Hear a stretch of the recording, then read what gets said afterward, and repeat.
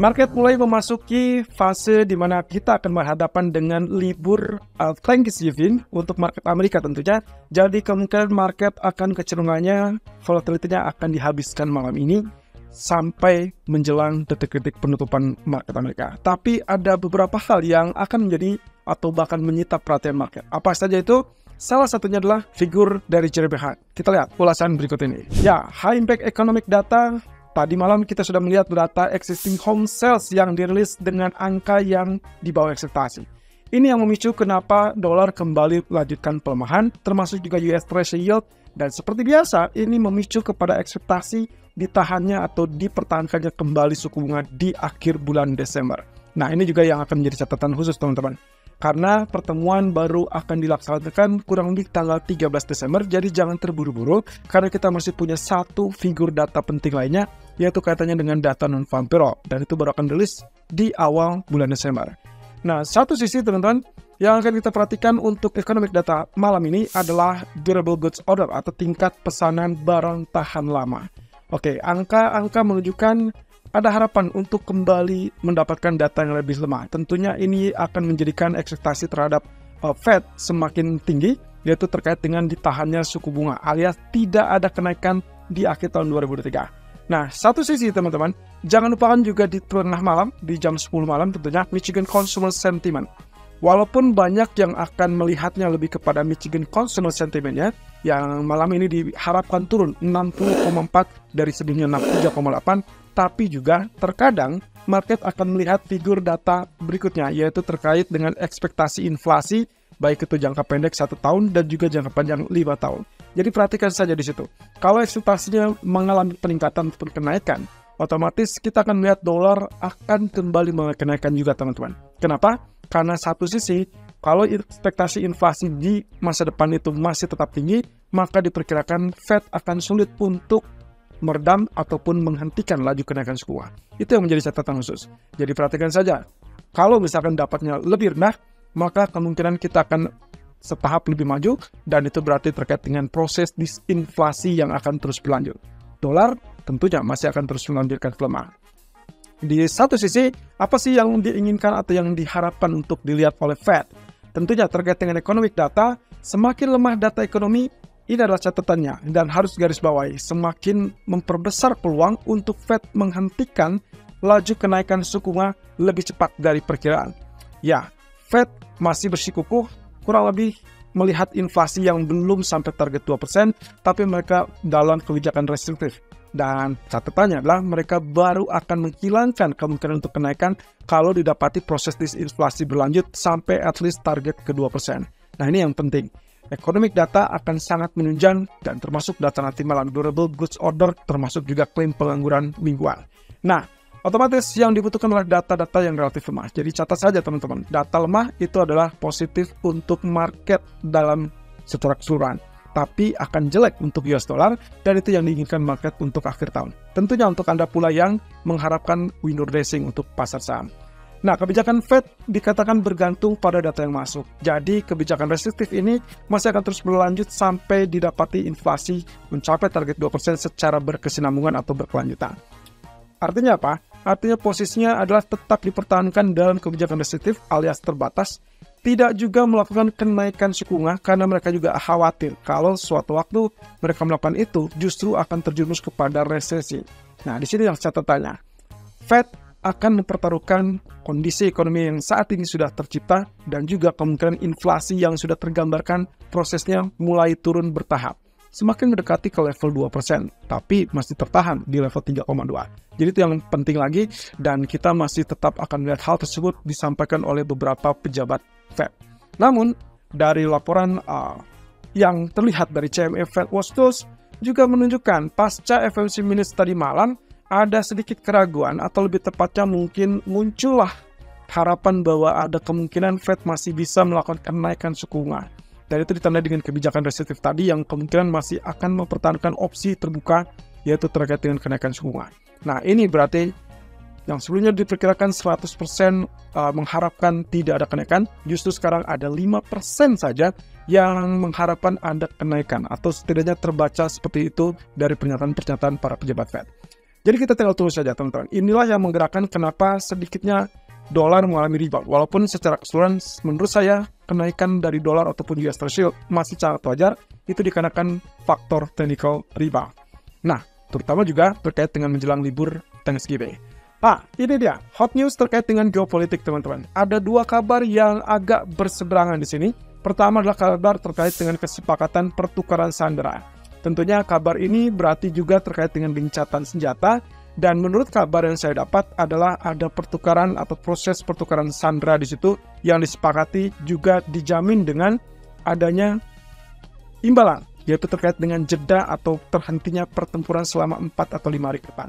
Ini sudah disepakati, jadi tadi baru saja saya dapatkan informasi terbaru, 50 sandera dibebaskan yang ditahan di Gaza, ini berarti dari pihak Hamas. Sementara 150 tahanan yang ditahan di Palestina itu juga sudah dilepaskan. Dan itu adalah kesepakatan dari Israel. Nah, ini akan berlaku paling cepat adalah hari Selasa waktu setempat. Tentunya, efeknya adalah crude oil harusnya turun, dan itulah yang kita lihat. Kemarin dia sempat kurang lebih mencapai level 78 atau mendekati level 78. Sekarang turun sedikit, turun tipis, tapi pergerakan juga tidak terlalu volatile. Nah, tapi ada catatan khususnya.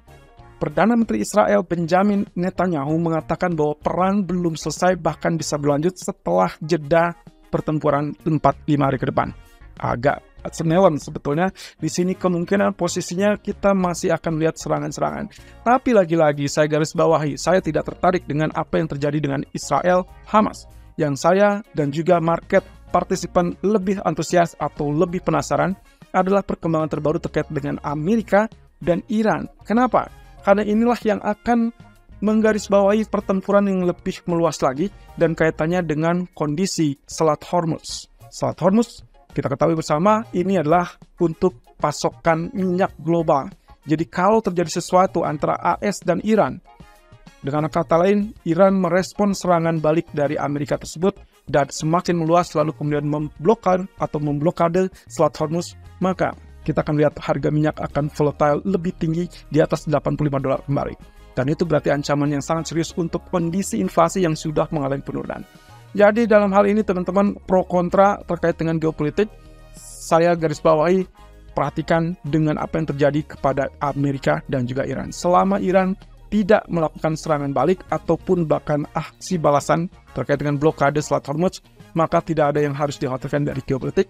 Lalu kemudian kita bisa fokus dengan kondisi ekonomi. Dan itu berarti terkaitannya dengan kebijakan bank sentral. Ada 3 hal di sini, 3 hal yang harus diperhatikan. Dan pertama yang sudah dirilis adalah terkait dengan pernyataan dari Perdana Menteri Jepang, Kishida. Dia membela terkait dengan apa yang dilakukan oleh Gubernur BOJ. Dalam hal ini adalah Katsuo Ueda.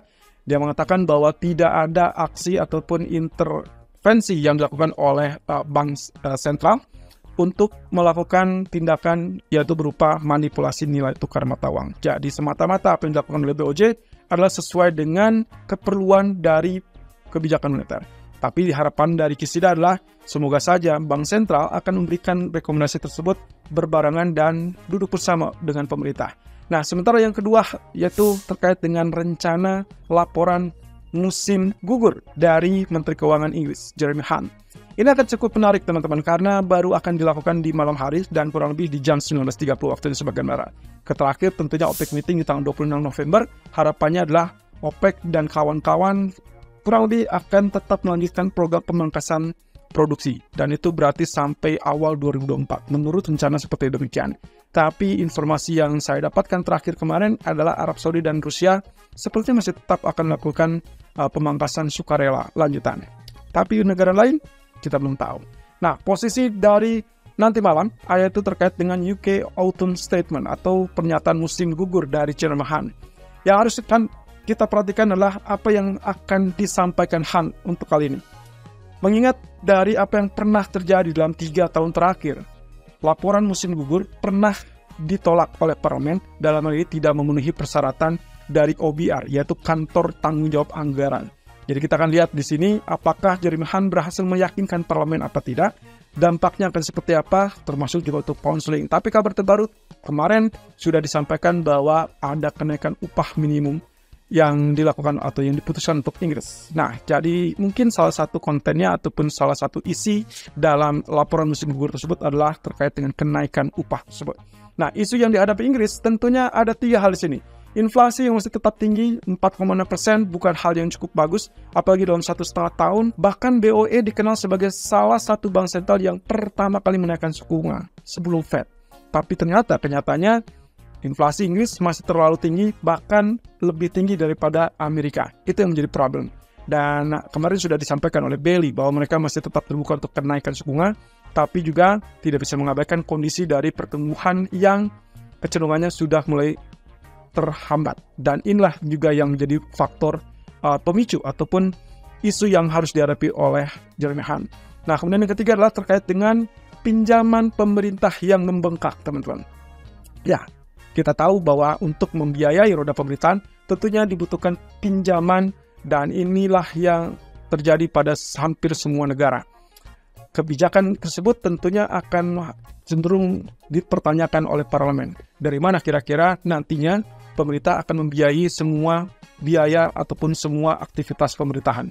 Dan salah satunya mungkin kita bicara tentang kebijakan pemangkasan pajak. Dan itu yang santer terdengar dalam 1 minggu terakhir, terutama kaitannya dengan Partai Konservatif yang berusaha untuk mencari cara memenangkan kembali pemilihan di pemilihan berikutnya. Jadi ini cukup menarik, dan pound sterling kemungkinan akan nasibnya dipertanggungjawabkan oleh Jeremy Hunt. Kita akan lihat volatility akan sangat meningkat saat Jeremy Hunt memberikan pidato dan juga laporan tersebut. Apakah itu akan diterima oleh parlemen atau tidak? Well, kita tinggal tunggu nanti malam. Nah, jadi kembali saya ingatkan bahwa fokus utama untuk malam ini hati-hati karena kita sudah mendekati libur Thanksgiving dan diharapkan tidak ada pergerakan di malam hari atau di pertengahan malam menjelang tutup sesi New York. Dan bahkan besok pun saya rasa kita akan dapatkan volatility yang relatif flat.